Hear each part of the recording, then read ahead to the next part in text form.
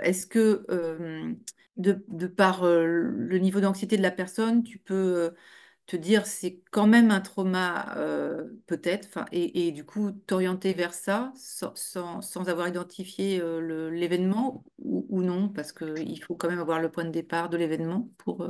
Oui, si on n'a pas le point de départ de l'événement, si c'est Mhm. quelque chose qui est arrivé dans la petite enfance, on ne peut pas travailler d'office en EMDR, puisque Mhm. l'EMDR demande qu'on ait un point de départ qui est Mhm. un événement récent ou ancien, qu'on est capable de nommer.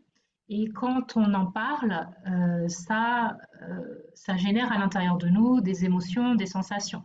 Mhm. Parfois, on travaille à partir de quelque chose qui peut être relativement flou, dans le sens c'est je ressens de l'angoisse ou je ressens de l'anxiété. Donc, quand je dis que c'est relativement flou, parce que une personne peut avoir l'impression qu'elle ressent de l'angoisse, de l'anxiété, sans le lier à un événement particulier de sa vie. Dans ce cas-là, le point de départ, ce sera peut-être la dernière fois qu'elle a ressenti de l'angoisse ou de l'anxiété. Et on va partir de là.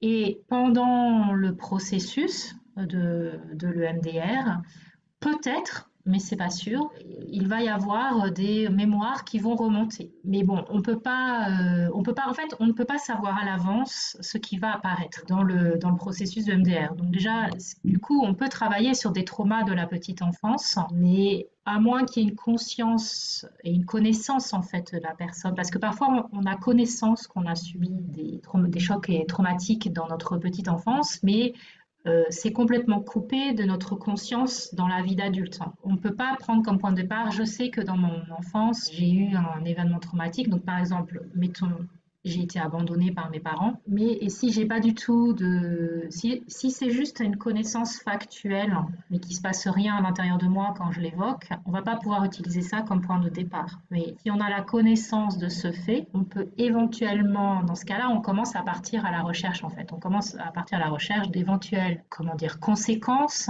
ou traces de difficultés par rapport à l'attachement de la personne qui a été abandonnée par ses parents dans sa vie actuelle. Donc voilà, donc je vais d'abord chercher ce qui se passe dans la vie actuelle pour voir si ça peut éventuellement être symptômes de douleurs qui se sont mises en place, de souffrances qui se sont mises en place dans la toute petite enfance. Et puis, on va petit à petit tirer le fil pour voir s'il y a quelque chose qui remonte. Donc, ça peut se passer que avec la technique EMDR ou il y aura à un moment, je vais alterner entre utiliser le EMDR et puis utiliser déjà le questionnement pour rechercher, et puis d'autres approches éventuelles que j'ai dans ma boîte à outils et que je choisirai. C'est difficile de dire à l'avance qu'est-ce que je vais choisir, mais je les choisirai en fonction de ce qui émerge ou de ce que la personne va me montrer